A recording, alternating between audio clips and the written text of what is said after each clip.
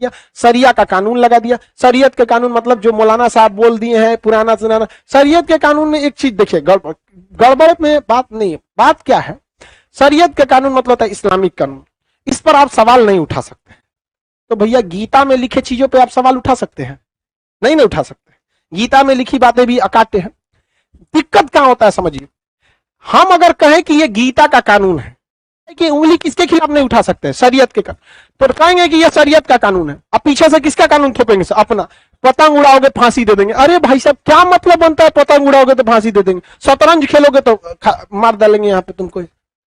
अजीब हाल है ये। अब इसने कौन सा नियम अपना दिया? शरीयत का कानून। अब शरीयत के कानून के तहत कहा कि राम सीता का सिक्का है, बंद करो इसको। इसके साथ साथ इसने सिक्का पर कलमा लिखा रहता था। मुसलमान जब बनता है ना तो कलमा पढ़ता है, एक छोटा सा ला इलाहा इल्लल्लाह मुहम्मदुर रसूल अल्लाह, एक छोटा सा कलमा उसमें लिखा रहता था। तो क्या होता है ना, इस कलमों को बंद करा दिया, क्या कलमा लिखा है इसको बंद करो। हालांकि एक तरह से उसने इसको कहा किसी भी सिक्के पर धार्मिक चीजें नहीं रखनी चाहिए, क्योंकि वही सिक्का देकर आप किसी से शराब खरीदिएगा, वही सिक्का देकर किसी का मर्डर कराइएगा, रिश्वत दीजिएगा, जुआ खेलिएगा, तो आप एक तरह से सिक्का देकर आप देख रहे हैं ना धर्म का बदनामी कर रहे हैं। तो औरंगजेब ने क्या किया, कलमा जो सिक्का पर लिखा था सबको क्या करा दिया, बंद करा, बंद करो। हुमायूं के काल में चालू हुआ झरोखा दर्शन, जिसे अकबर ने सुचारू रूप से चालू किया। झरोखा दर्शन में बालकनी में आता था, जनता से बात सुनता था, समझ में गया। इसने क्या कर दिया, रोक लगा दिया। तुलादान व्यवस्था, एक तराजू में राजा बैठता था, दूसरे तराजू में पैसे रखे जाते, अब वो गरीबों में दान दिए जाते। इसने क्या कर दिया, रोक लगा। इसने कहा कि मुगल दरबार में अपनी पत्नी से कहा कि सुन, कोनो सोना चांदी का जेवर नहीं पहननी चाहिए, यहाँ पे कोई भी सोना वोना नहीं पहनेगी, झाड़ दी 2 मिनट में, राजा है दूसरे के लिए, हमरा मत सुनाइए। औरत नहीं डरती है किसी से। जेल से छूटा आदमी और शादी के बाद औरत, दुनिया में किसी से नहीं डरती है। क्योंकि उसने भाई जेल आदमी, जेल अगर पुलिस से पिटा के निकलता है ना फिर नहीं डरता, कहता है उतने ना पीटोगे जितना पीटा था। तो वो नहीं, लेकिन बाकी लोगों पर सोने चांदी के उपयोग पर इसने क्या लगा दिया, प्रतिबंध लगा। खुद भी इसने ज्यादा सोना चांदी नहीं पहनता था, प्रतिबंध क्या कर दिया, लगा दिया। इसने कई सारे मजार को तोड़ दिए, केवल मस्जिद मंदिर नहीं तोड़ा, 300-400 मजार तोड़ दिया। 3-4 को नहीं, सैकड़ों मजार तोड़ दिया यार। मजार मतलब जो जैसे अजमेर क्या है, ख्वाजा मोइनुद्दीन चिश्ती का मजार है, और वहीं पे क्या बना दिया गया, दरगाह। ताजमहल क्या है, मजार है, किसका, शाहजहां और मुमताज। मजार मतलब जो वीआईपी लोग मरता है, बढ़िया आदमी लोग ना, तो उनके तुरबत यानी कब्र को सजा वजा दिया जाता है और क्या बना दिया था, मजार। इसने ऐसा नहीं था कि केवल मंदिर तोड़ा, इसका मनबर था बहुत। ये सुन्नी था, क्या था, सुन्नी। अब आप बताओ, एगो तो सुन्नी, उस पे से एकदम घोर कट्टरवादी। अब सिया सुन्नी में विवाद क्या आता है, पहले ही से चल रहा था। साथ में ये रूढ़िवादी भी था। देखिए, कट्टरवादी का मतलब जो हम हैं वही हम ही सही हैं, और रूढ़िवादी का मतलब पुरानी परंपरा से चल रहे हैं, पैंट शर्ट पहन लोगे मरवा देंगे हम यहाँ पर, समझ गया। आप धार्मिक नियम के हिसाब से अभी के वक्त में सोचिएगा कि 100% धार्मिक नियम पालन कर दे, जी नहीं पाइए। 20% पालन कर दे वही बहुत। पहनिए ना, खड़ा हूं। राम जी कृष्ण भगवान लोग क्या पहनते थे, खड़ा हूं। यानी पहनिए, खड़ा हुए ढाए तो मुंह हाथ फोड़ लेंगे आप। खड़ाऊ पहनना देखिए ठीक बात है अपने जगह पे, लेकिन अभी के वक्त में सक्सेस है नहीं है। अब लेके उसको पहनिएगा, धोती पहनिए, कौन पहन रहा आज के वक्त में, खोल खाल देगा विद्यार्थी सब। तो अभी के वक्त में चलता है भाई, सारे लोग नहीं मान सकते हैं। अगर सब लोग धर्म के हिसाब से चलेंगे तो कलयुग कहलाएगा काहे लिए, आप खुद बताओ, कलयुग कहलाएगा काहे। कलयुग है यहाँ पे, यहाँ सबको 20% से ज्यादा धर्म फॉलो नहीं करना है, और ज्यादा भगवान को नहीं याद करना है, किसी भी धर्म के रहे वो याद कर लेगा वो भी।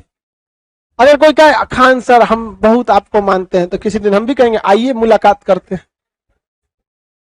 तो भगवान को कहेगा हाय भगवान, हाय भगवान, कहेगा आ जाओ बेटा। उसको कभी ज्यादा नहीं याद कीजिएगा, टेम्पोररी, हाँ ठीक ठाक है, चलिए सोमवार को फिर मिलेंगे, जय। याद कर लेगा, दिक्कत हो जाएगा। इसने शतरंज पर रोक लगा दिया, संगीत पर रोक लगा दिया, जबकि औरंगजेब खुद ही बहुत ही बेहतरीन वीणा बजाता था। क्या बजाता था, वीणा। सरस्वती जी का वीणा है, शंकर जी का डमरू है, डमरू, काली जी का पारसा। पारसा ना होता है, अरे काटने वाला कहता है, काली जी कहती है हम नहीं बजाएंगे, तोरे काट देंगे तू ही बजने लगेगा छपाक से।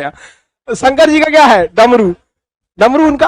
तो सरस्वती जी का वीणा। औरंगजेब मुगल बादशाहों में सबसे बेहतरीन वीणा बजाता था। अब बाद में पता चला तो प्रतिबंधित है, फोड़ दे प्रतिबंध लगा दिया। चित्रकला पर रोक लगा दिया। किस पर रोक लगा दिया, चित्र। औरंगजेब ने किस पर रोक लगाया, चित्र का। और यही से कारण बन गया पटना कलम शैली चित्रकला का विकास, क्योंकि जो चित्रकार थे वो दिल्ली से भाग गए। कहां से भागे, दिल्ली से। अब दिल्ली से भागे, अब बताइए दिल्ली यहां है, दिल्ली से भागे। और जो बंगाल के चित्रकार थे वो भी इधर से भागे। तो ये एरिया तक किसका प्रभाव था, औरंगजेब का। और बंगाल में भी ज्यादा प्रभाव, और तो बीच में कहीं ना कहीं आश्रय लेना था, बीच में मिल गया कौन सा, बिहार। तो औरंगजेब ने किस पर प्रतिबंध लगाया था, चित्रकला। किस पर, चित्रकला। और उसी के फलस्वरूप बिहार में कौन सा सफल हो गया, पटना कलम शैली। अगर आप यूपीएससी बीपीएससी का एग्जाम देंगे, यूपीएससी का तो नहीं गारंटी कर सकते हैं, लेकिन बीपीएससी का एग्जाम देंगे कंफर्म पूछेगा एगो पटना कलम शैली। चाहे मिथिला चित्रकला जो होता है, मैथिली वाला जो मिथिला पेंटिंग, दोनों में से एगो जरूर पूछेगा। तो इसने चित्रकला पे भी क्या कर दिया, प्रतिबंध लगाया। भाई बहुत नियम कानून लगाया यहाँ पर। और इसकी पत्नी का नाम क्या था भाई, दिलरास बानो। इसकी पत्नी जब मरी तो इसने कही कि देखिए हम मरने वाले हैं, बीमार पड़े हैं। अब्बू हम लोग के जो ससुर जी थे, ससुर कौन थे इसके, शाहजहां। ससुर देखिए सासू माँ को कितना मानते थे, ताजमहल बनवाए, हमारे लिए भी बनवाइए। अजब हाल है अरे भाई सही, ठीक है आपके लिए ताजमहल बनाया जाएगा। आप अपने आप से पूछिए मुमताज हैं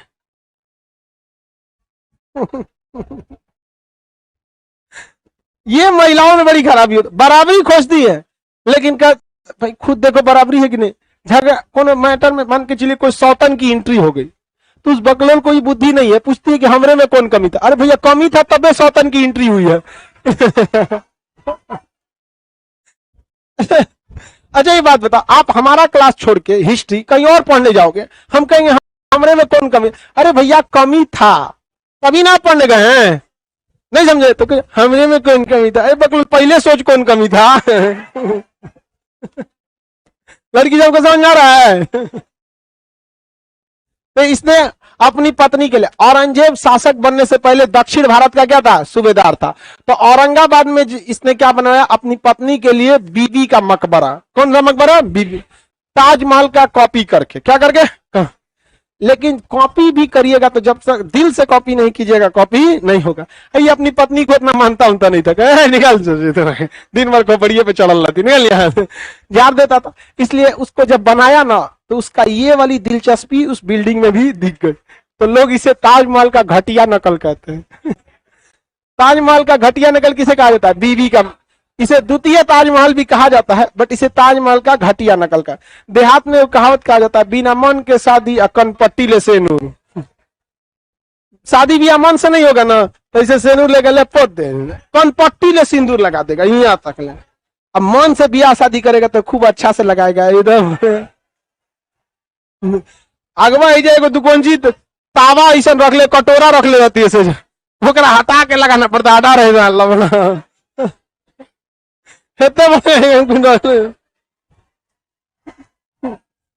देखा है कि नहीं। अब दुल्हन बनती है, देखिए गाय भैंस को लगाम लगाना जरूरी है कि नहीं, लगा देता, घोड़ा को भी लगा दिया। तो दुल्हन भी जाती है तो नाथ लगा दिया जाता है इसे। जब तक उसका नाथ रहता है बहुत सीधा रहती है, लेकिन लोग नथवा उतार देते हैं हाँ आप घोड़ा, अब बतिया नहीं समझेगा सब, गलती तो आपकी है, घोड़ा का लगाम हटा देंगे भागिए जाएगा। तो लड़की के माँ बाप को पता था कि अपनी लड़की कैसी है, इसलिए उन्होंने क्या लगा के भेजा था, ना। अब 10 दिन बाद नथवा हटा देता, 10 दिन बाद पूरा एकदम राणा प्रताप का चेतक पूरा। इसलिए आप लोग कभी भी नाथ लगले छोड़ दीजिएगा। और बहुत बड़ा होता है, इतना बड़ा, वही में से खाना खिलाइएगा तो ताजमहल की घटिया नकल किसे कहा जाता है। 1707 ईस्वी में औरंगजेब की क्या हो गई, मृत्यु। ऐसे के मकबरा को भी, इसकी पत्नी के मकबरा को भी कहां दफनाया गया? औरंगाबाद। किस मकबरे में? बीवी के मकबरे में। औरंगजेब के बाद मुगल वंश बर्बाद हो गया, जिसके बर्बादी का सबसे बड़ा कारण था औरंगजेब की दक्षिण भारत की नीति। यह दक्षिण भारत में 10 साल लगा दिया, जीतते जीतते पैसे की बर्बादी हुई और इससे ज्यादा कुछ नहीं मिल सका। ऐसे ही हुआ था मोहम्मद बिन तुगलक के समय। तुगलक वंश भी बर्बाद हुआ मोहम्मद बिन तुगलक के दक्षिण भारत के गलत नीतियों को